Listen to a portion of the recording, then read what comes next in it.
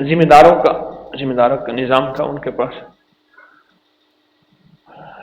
کہنے لگے کہ کوئی برکت کا عمل بتا دیں، برکت کا عمل بتا دیں. لیکن اس سے پہلے ایک واقعہ سنا دوں آپ کو.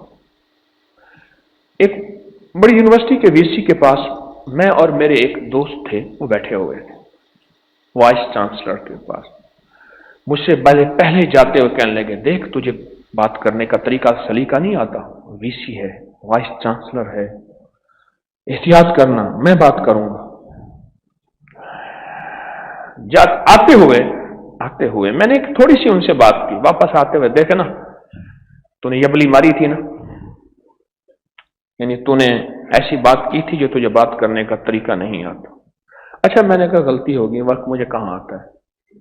تلک الایام نداولها بین الناس، دن رات کے دھارے، دن رات کا نظام چلتے چلتے چلتے، یہ آج سے کوئی کم و بیش 30 سال پہلے کی بات ہے. ابھی کچھ عرصہ پہلے، 2 سال پہلے غالباً زندگی کے ہر نظام میں ناکام ہو چکا ہے شخص. باتیں میں کر رہا تھا، مجھے کہنے لگے ساری باتیں چھوڑ، سب کچھ میرے پاس ہے، کوئی ایسا نظام دے جس سے مجھے برکت کا کوئی ذرہ مل جائے اور مجھے برکت مل جائے. مجھے بڑے عرصے کے بعد احساس ہوا کہ برکت کچھ ہوتی ہے، اور برکت کر کسی کو مل جائے اس کی نسلیں آباد اور شاد ہوتی ہیں.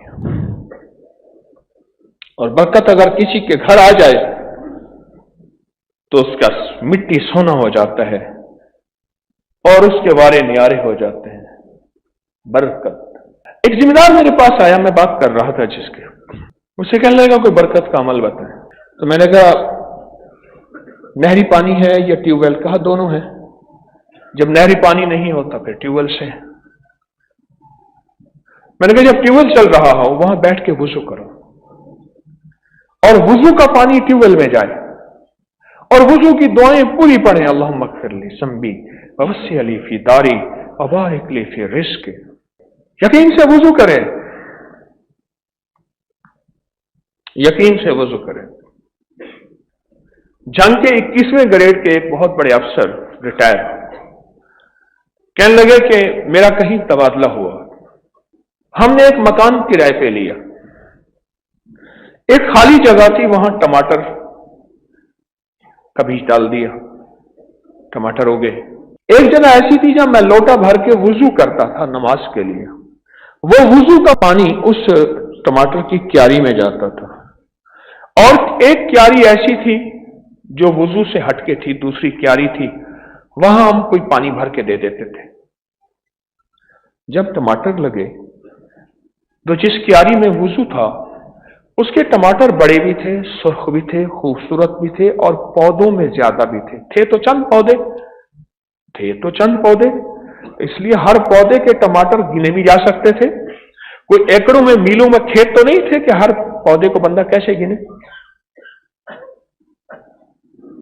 اور جس میں وضو نہیں تھا اس کے ٹماٹر چھوٹے بھی تھے، تھوڑے بھی تھے. ٹیوب ویل میں وضو کرایا، جب نہری پانی تھی جہاں سے پانی آ رہا، میں نے کہا وہاں وضو کر. کیوں؟ سنیں غور سے.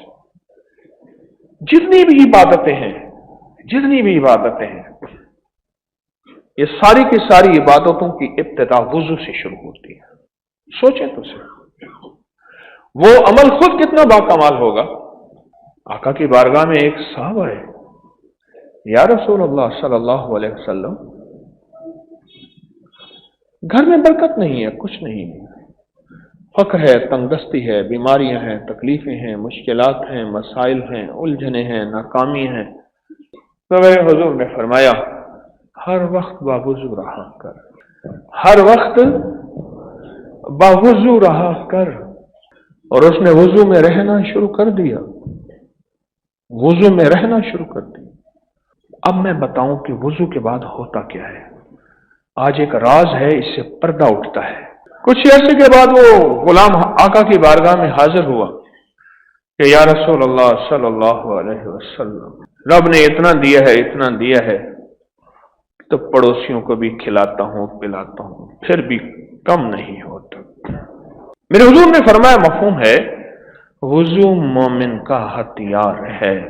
اب ہوتا کیا ہے، یہ جو جناتی شیطانی چیزیں ہیں، کالی قوتیں ہیں، یہ انسان سے ایسی چیزیں چھین لیتی ہیں جو انسان کو پتہ نہیں چلتا۔